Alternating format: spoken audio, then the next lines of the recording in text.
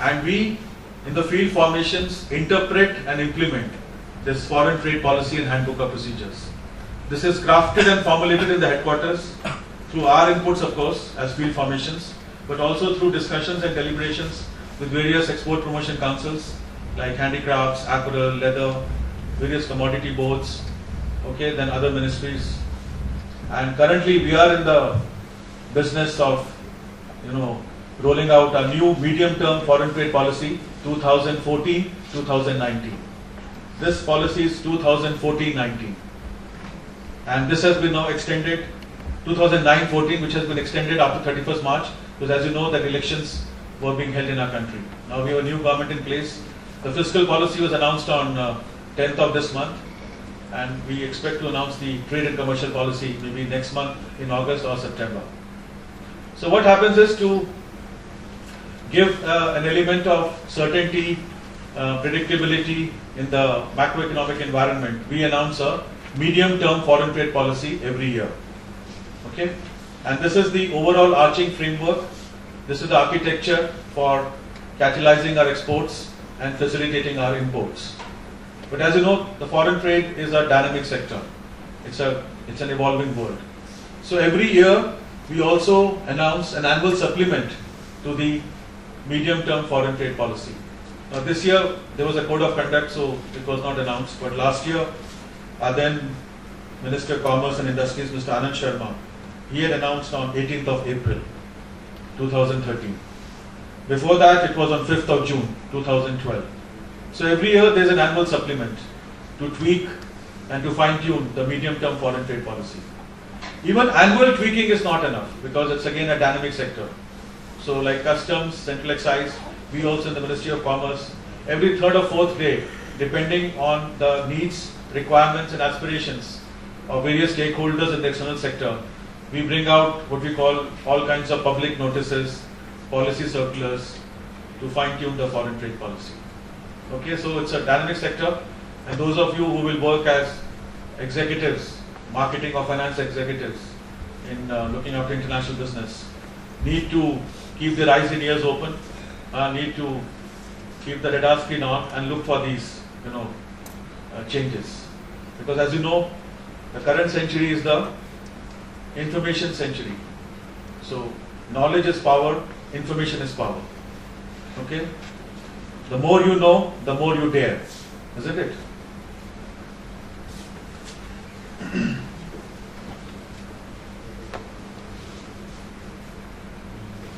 This I gave you that famous analogy of Professor Deepak Nair. Now the dog wags the tail and the tail wags the dog. Our overall trade is more than $1 trillion US. Okay. Now I'll just give you a brief introduction. The objective of the foreign trade policy is not just to catalyze exports and facilitate imports. Through this instrument, we also achieve other objectives. What is our most important problem today as youngsters? It's unemployment, Yes. isn't it? Now, you all guys are privileged, lucky. You have come into these hallowed institutions of BIMTech.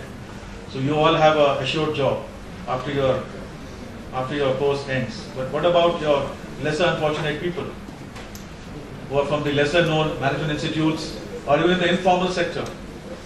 So employment generation is the first objective of the government. We need to create 100 million jobs for our youth in the next 10 years. We need to jack up the percentage of our GDP from currently 26% to much more, so that the demographic dividend, you are the demographic dividend of the country, isn't it? The pride of the nation. But unless we give you a good education cover, a good health cover, and then, gainful jobs, gainful engagements, you could become the demographic disaster for the country. As some of you who have come from the remote areas of Chhattisgarh, Orissa, the northeast would know, that the unemployed youth become the fodder for these terrorist Naxalite organizations.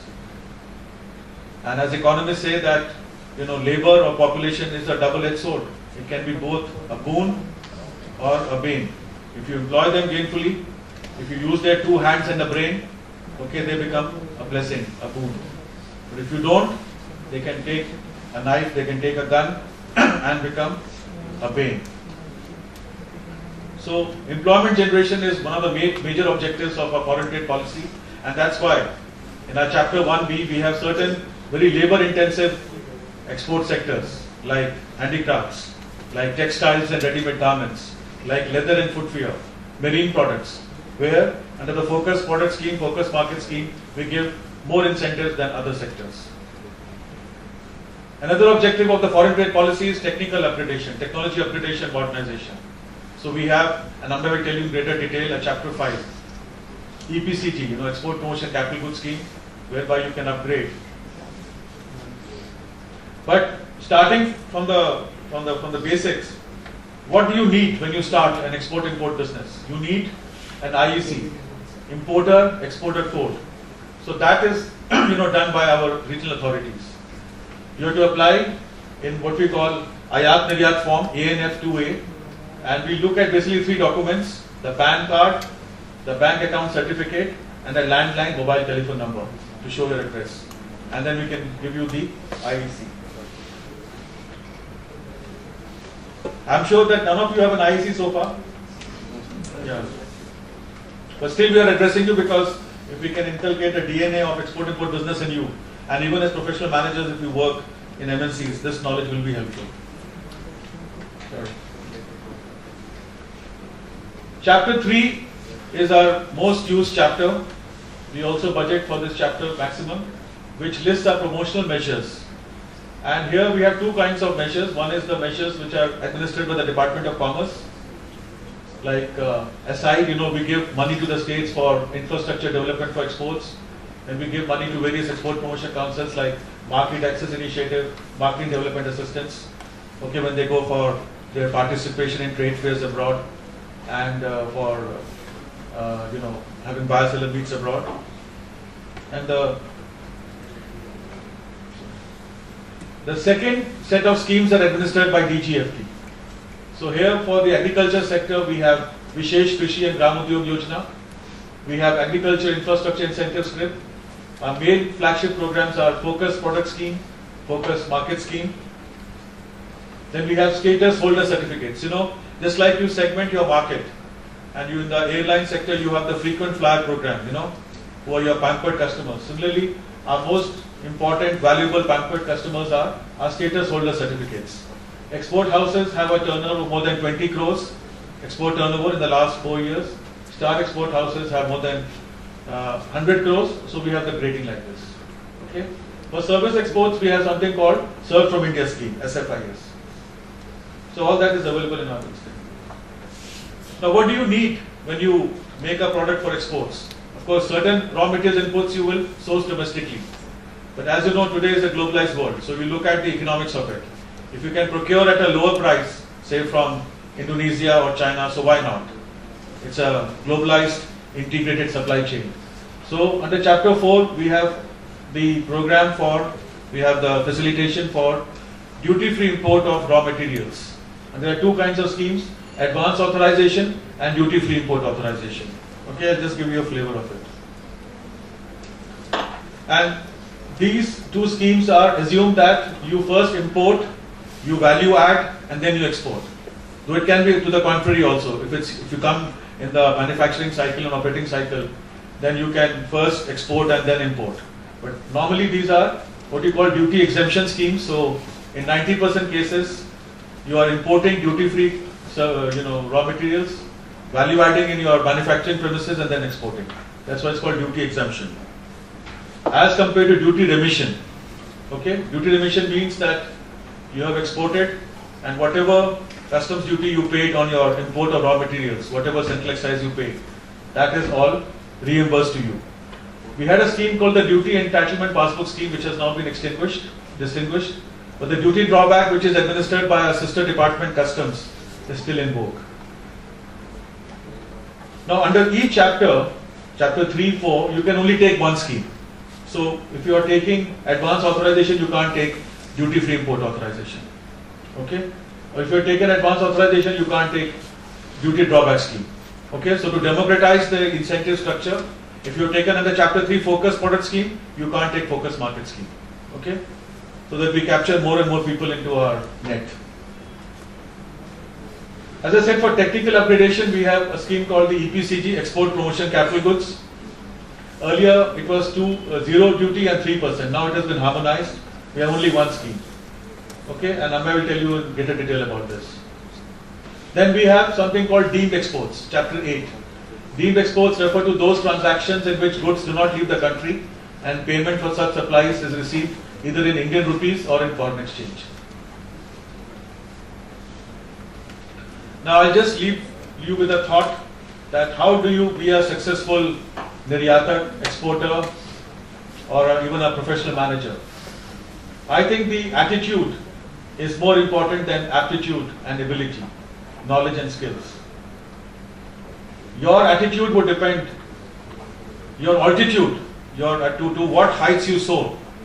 If you're a high flyer and you want to soar even higher, you've got to have an optimistic, positive attitude. As somebody said, your altitude depends on your attitude. So you must have stars in your eyes, you must have the fire in the belly, okay? And what do I say from Mother Nature? Be a bumblebee. Now those who have done a little bit of physics and aeronautical engineering would know the principles of aerodynamics, the principles, why does an object fly? Why does an aeroplane fly? Because it is, if you look at the force field analysis, the upward thrust of the aeroplane or the bird has to be more than the drag, the backward force. And the lift, the upward force, has to be more than the weight of the body. So if your lift is more than the weight and if your thrust is more than the drag, then a bird or aeroplane can fly. But there is one creature in Mother Nature, bumblebee, which defies these basic laws of aerodynamics and still flies. If you look at the bumblebee, its body weight is disproportionate to its wingspan. But it still flies because it has a passion to fly. It has the fire in the belly to fly. So if you have the passion, if you have the obsession, if you have the fire in the belly, you can always fly. And the search for excellence is not just a one-shot affair. You have to move from peak to peak. The quest for the best and the search for excellence is endless. And to be a successful Niryatak, you have to be a global Indian. Like now we are hearing that Vishal Sikka is coming as the new